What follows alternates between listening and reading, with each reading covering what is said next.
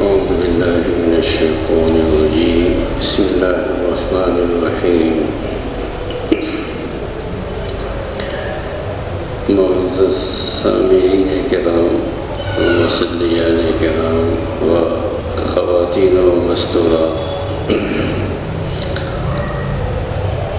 آج کا موضوع اس 10 منٹ میں کچھ باتیں آپ کے سامنے رکھنی ہیں، بڑی اہمیت کی ہیں۔ اللہ تعالیٰ ہم سب کو ان باتوں کو سمجھنے کی توفیق عطا فرمائے۔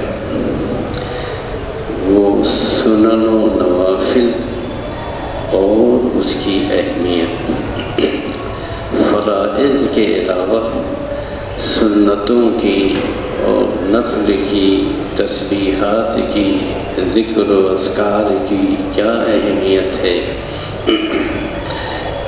اس پر کچھ روشنی انشاءاللہ العزیز حدیث رسول صلی اللہ علیہ وسلم کی روشنی میں ڈالی جائے گی۔ یہ کچھ دنوں سے یہ رجحان چل پڑا ہے، اور خاص طور سے وہ حضرات جو سعودی عرب اور گلف سے آتے ہیں، ان پر ایک خاص تاثر یہ ہو جاتا ہے کہ فرض ہی نماز صرف کافی ہے، اور اس کے علاوہ سنتوں کی کوئی ضرورت نہیں، اور سنتوں کی کوئی اہمیت نہیں، نوافل کا کوئی خاص کردار نہیں ہے اللہ تعالیٰ کے قرب میں۔ اور اگر دیکھا جائے تو نوافل کے بغیر فرائض بھی صحیح طریقے سے ادا نہیں ہوتے ہیں۔ بہت سے لوگ صرف فرض نماز پر اکتفا کرتے ہیں اور سنتیں چھوڑ دیتے ہیں۔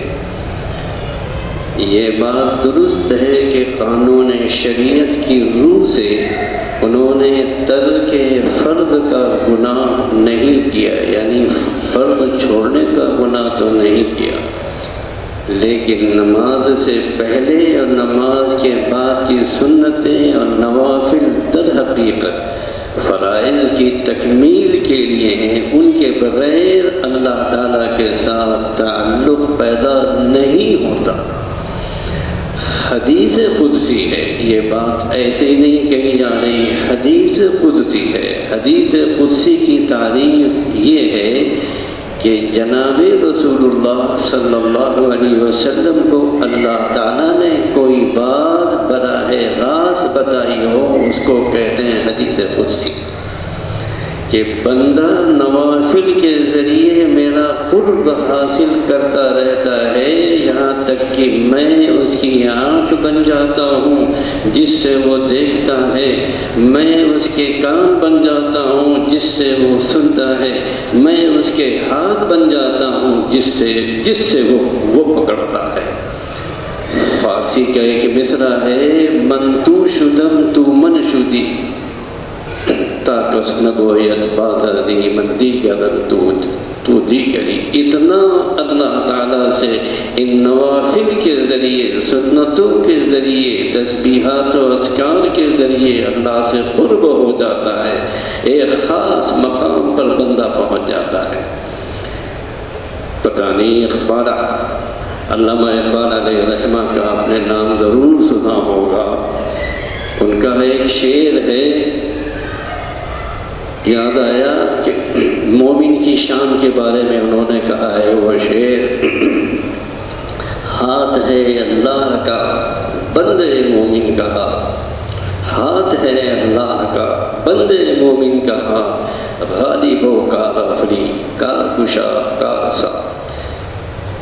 یعنی جو صفت اللہ تعالیٰ کی ہے کہ ان کے اندر وہ کارکشا ہیں، وہ کارساز ہیں، ایسے ہی بندے مومن جب اللہ کا بن جاتا ہے تو اس کے اندر بھی یہی اوصاف پیدا ہو جاتے ہیں۔ اقبال یہ کہہ رہے ہیں، بہرحال نوافل بھی ان طاعات میں سے ہیں جن کو کرنے کے لیے اگر مشقت کرنی پڑے تو کرنی چاہیے۔ لہذا صبر کے حکم میں یہ بھی داخل ہے، کیونکہ رمضان المبارک کی تعریف جناب رسول اللہ صلی اللہ علیہ وسلم نے یہ کی ہے کہ شہر الصبر، یہ صبر کا مہینہ ہے۔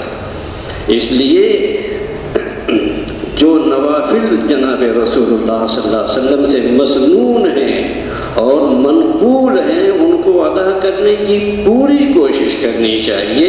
مثلاً اشراق ہے، چاشت ہے، اوابین ہے، تہجد ہے، تحیت المسجد، یہ سب نوافل میں شامل ہیں۔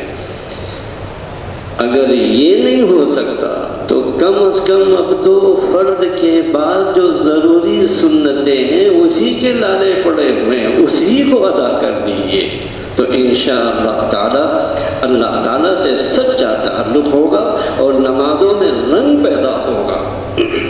اگر کوئی ان کو چھوڑ دے تو گناہ نہیں ہے، لیکن محض اس بات کو دیکھ کر کے ان کو ترک نہ کریں، یہ دیکھیں کہ یہ سب اللہ تعالیٰ سے قرب کرنے کا ذریعہ ہے، وسیلہ ہے۔ حضرت عبداللہ بن عمر رضی اللہ تعالیٰ عنہ اپنا قصہ بیان فرماتے ہیں، وہ آپ بھی سن لیجیے کہ میں دیکھتا تھا کہ لوگ رسول اللہ صلی اللہ علیہ وسلم کی خدمت میں اپنے اپنے خواب بیان کرتے ہیں۔ بہت دلچسپ حدیث ہے، دلچسپ واقعہ ہے۔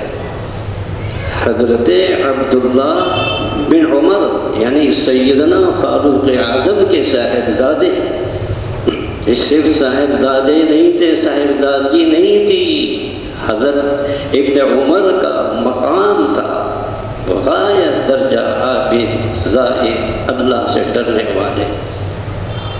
میں کیا بتاؤں، وقت میرے پاس صرف 10 منٹ کا آپ کے لیے ہے۔ بہرحال وہ بتاتے ہیں کہ رسول اللہ صلی اللہ علیہ وسلم کی خدمت میں اپنے اپنے لوگ خواب بیان کرتے ہیں اور رسول اللہ صلی اللہ علیہ وسلم ان خوابوں کی تعبیر بیان فرماتے ہیں۔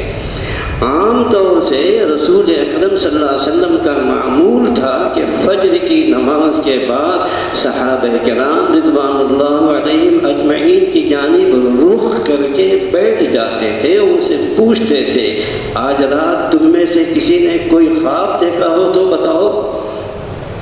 اس زمانے میں صحابہ کرام کے خواب بھی کوئی معمولی نہیں ہوا کرتے تھے، اسی لیے حدیث میں خواب کو نبوت کا یعنی مومن کے خواب کو نبوت کا 46واں حصہ قرار دیا گیا ہے، 46واں حصہ۔ چنانچہ جو بھی صحابی اپنا خواب بیان کرتا رسول اللہ صلی اللہ علیہ وسلم اس کی تعبیر دیا کرتے تھے۔ حضرت عبداللہ ابن عمر رضی اللہ تعالیٰ عنہ فرماتے ہیں کہ میرے دل میں بھی یہ خواہش پیدا ہوئی کہ میں بھی کوئی خواب دیکھوں اور رسول اللہ صلی اللہ علیہ وسلم کے سامنے اس کو بیان کر کے اس کی تعبیر لوں۔ فرماتے ہیں کہ میری یہ تمنا پوری ہوئی۔ ایک رات مجھے خواب نظر آیا اور خواب بھی کیسا عظیم الشان دیکھا کہ میں فرماتے ہیں کہ مجھے خواب نظر آیا جس میں جنت بھی دیکھی اور جہنم بھی دیکھی اور اس کے علاوہ اور بھی بہت سی چیزیں دیکھی۔ فرماتے ہیں کیونکہ میں نوجوان تھا، میری عمر کم تھی اور رسول اللہ صلی اللہ علیہ وسلم کی خدمت میں بڑے بڑے صحابہ کرام موجود ہوتے تھے، اس لیے مجھے اپنا خواب بیان کرتے ہوئے شرم محسوس ہوئی۔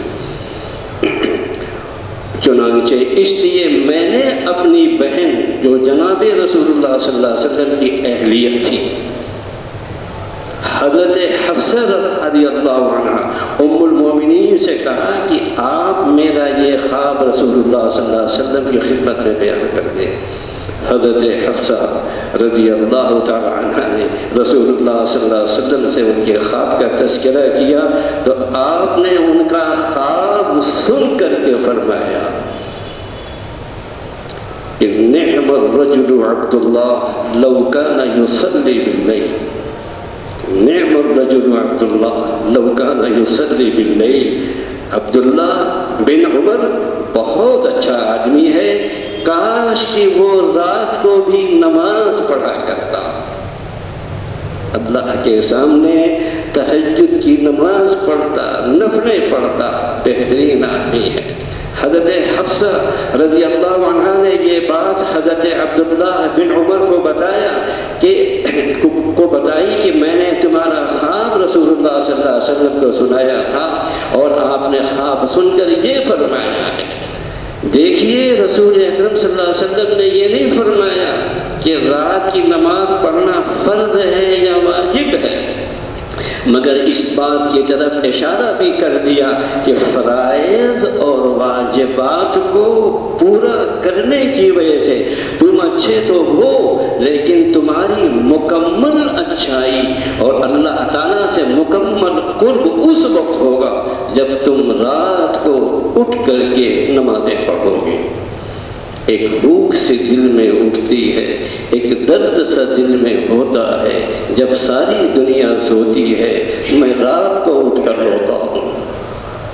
اللہ تعالیٰ کو ان نوجوانوں کی عبادت بہت پسند ہے، وہ نوجوان جو اللہ کے دربار میں روتے ہیں ان کے ہاں اللہ کا بہت بڑا مقام ہے۔